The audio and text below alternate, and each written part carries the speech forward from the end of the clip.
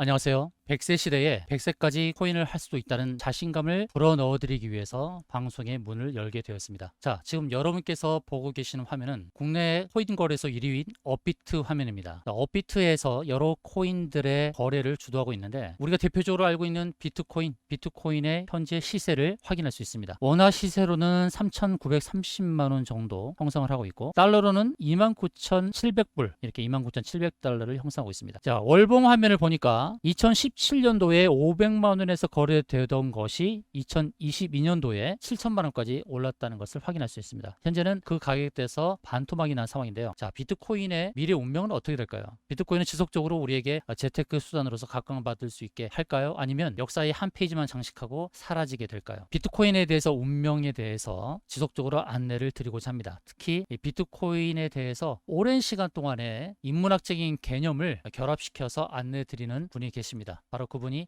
오태민이라는 분인데, 오태민 교수님, 이분이 최근에 책을 지으셨거든요. 그 책 제목이 비트코인 그리고 달러의 지정학이라는 겁니다. 부제로는 미중 패권 전쟁과 변화하는 세계 질서의 규칙, 이렇게 부제를 달고 있습니다. 이 책에 대해서 하나씩 풀어드리고자 하는데요. 이 책의 가격이 무려 55,000원이에요. 참 사기가 부담스럽죠. 그래서 이 책에 대해서 여러분들께 소개를 하면서 이 책을 풀어서 설명을 드리면서 비트코인 그리고 지정학과의 관계 그리고 달러와의 관계 그리고 인문학적인 연관성 어떻게 따져봐야 될지 하나씩 설명드리도록 하겠습니다. 자, 비트코인 그리고 달러의 지정학이라는 이 책의 내용들이 바로 이런 내용입니다. 자, 첫 번째 1장은 세력 균형을 유지하기 위한 미국의 분투, 이렇게 안내를 하고 있고, 2장에서는 세계 체제의 비용에 대해서 지금 안내를 하고 있습니다. 마지막에서는 이제 비트코인의 지정학으로 타이틀을 내세우면서 역시 비트코인으로 마무리를 하고 있습니다. 자, 오늘 이 시간에는 지정학의 시대가 돌아오다라는 이 타이틀, 이 내용을 풀어서 설명을 드리도록 하겠습니다. 과연 이 지정학의 시대, 이 내용이 무엇인가? 자, 이 책 비트코인, 달러의 지정학, 그리고 달러의 지정학, 이 책의 저자는 바로 오태민입니다. 이분이 하고자 하는 얘기가 무엇인지 하나씩 안내를 드리고자 하겠습니다. 자, 지정학의 시대가 돌아오다. 자, 역사의 휴일이 찾아오던 시기가 있었다는 것이죠. 자, 역사의 휴일, 그때는 언제였을까요? 바로 1990년대부터 2010년 무렵. 냉전이 종식되고 휴일 같은 시기를 이제 역사의 휴일이라고 표현을 합니다. 그러면 지정학의 시기는 언제입니까? 역사의 휴일 이후에 이제 지정학의 시기가 다가오는데, 이 지정학의 시기, 그것은 이제 2010년 이후를 말하죠. 지정학의 시기는 2010년 이후에 오는 시기, 역사의 휴일은 끝나고 지정학의 시대가 온다, 이렇게 얘기를 하고 있는데, 이 지정학의 시기, 그때가 이제 2010년 이후에 오는 그 시기를 말하는데요. 그럼 지정학의 시기는 무엇인가? 이 지정학의 시기는 어느 때를 말합니까? 바로 지리가 국가의 운명을 결정한다는 결정론적 세계관 을 밑바탕으로 두고 있습니다. 그리고 지정학적인 이 개념에 대해서 저자는 이 지정학에 대해서 이제 정의를 내리고 있습니다. 이 지정학이란 인간의 분열에 지리가 미치는 영향을 연구하는 학문, 이렇게 정의가 내려지고 있습니다. 인간의 분열에 지리가 미치는 영향을 연구하는 학문. 그러면 이 지정학의 시기가 도래한다는 것은 뭐냐면 뭔가 분열이 일어나고 있다는 것이죠. 지리적인 분열도 분열이지만 뭔가 세계가 하나로 되어져 가는 그런 상황 속에서 뭔가 분열이 일어나는 그런 시기와 맞물려 있다는 것이죠. 그 분열에 미치는 가장 큰 게 뭘까요? 전쟁이죠.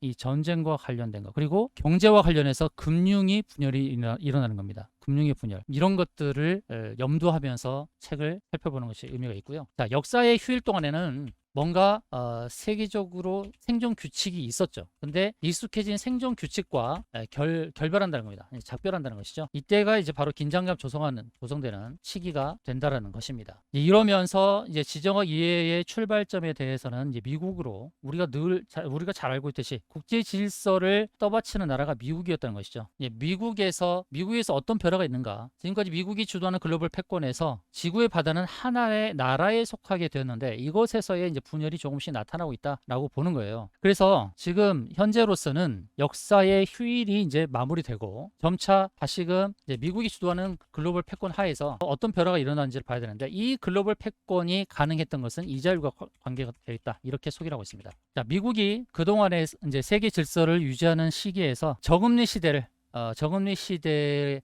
익숙하게 만들었다는 것이죠. 채권과 관계에 대해서도 얘기를 하고 있는데 채권이 비싸다는 말은 금리가 낮다는 말이다. 이제 저금리 시대가 주어졌다는 것은 안전한 채권인 미국의 채권이 각광을 받았다는 것입니다. 그렇죠? 저금리 시대에 채권이 비싸다는 말은 금리가 낮다는 말이니까요. 근데 그 변화가 조금씩 나타나고 있는데 이자율과 관련해서 장기적인 저금리가 계속해서 주어졌었죠. 저금리 시대가 가능했던 것은 2008년도에 금융위기가 발생했었고 이때도 초저금리 시대가 주어졌었죠. 그리고 2020년도에 또 무슨 일이 벌어졌죠? 코비드19가 나타나면서 이 코비드19 전염병이 발생하면서 저금리 시대가 지속적으로 이어졌다는 것입니다. 그동안에는 전 세계가 하나로 연결되는 듯한 분위기였죠. 왜 그랬습니까? 상품의 교역이 원활했습니다. 상품의 교역이 원활했어요. 중국은 상품을 싸게 공급하는 공장과도 같은 역할을 했죠. 그리고 그 싼 상품을 미국과 유럽이 소비를 했습니다. 오랜 시간 동안 바로 그렇게 시스템이 작동을 해왔어요. 상품의 교역이 원활하고 또 저금리 시대가 주어졌고 그리고 기축통화는 달러였죠. 달러 하나로 미국이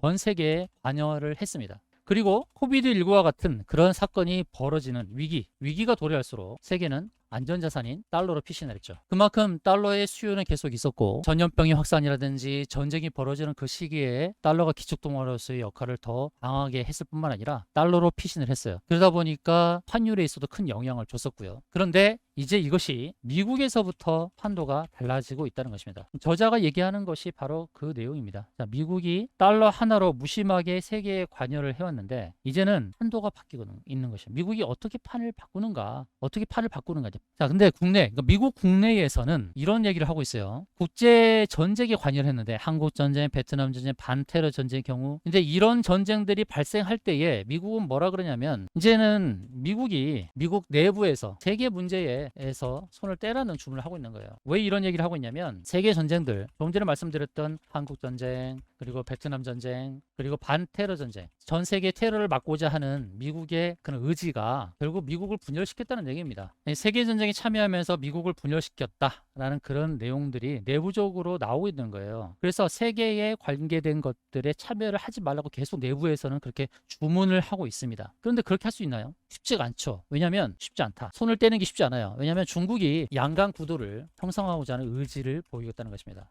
게임 체인저로 등장을 하고 있어요. 그러니까 미국은 갈등이 있죠. 내부적으로는 세계 문제에 손을 떼라는 주문을 하고 있지만 또 양강 구도를 형성하고자 하는 중국이 급부상을 하고 있다는 거예요. 어느새 중국이 이렇게 했다는 것이죠. 한편으로는 미국이 중국을 키웠다는 말도 있죠. 그런데 이제 게임 체인저로서 등장을 하고 있습니다. 이제 중국이 지정학적 행보를 보이고 있어요. 중국의 지정학적 행보는 미국 중심의 국제 질서에 위협을 주고 있죠. 이런 상황이 주어지고 있습니다. 그래서 이 비트코인과 달러와 지정학의 관계를 살펴볼 수밖에 없는 거죠. 새로운 안목이죠. 비트코인에 대해서 그냥 차트만 놓고 오르내림을 살펴보는 그런 것들, 그리고 비트코인과 다른 코인과의 관계, 또 비트코인에 대해서 전 세계적으로 어떻게 보고 있는지, 또 비트코인을 죽이고자 하는 세력이 있지 않는가, 이런 내용에 대해서 왈가왈부하고 있는데 바로 이 저자는 지정학적의 움직임과 관계에 대해서 비트코인과의 관계를 살펴보고자 하는 거예요. 근데 저자가 하고자 하는 얘기는 뭡니까? 비트코인은 지정학적 이해관계에서 비교적 자유롭다.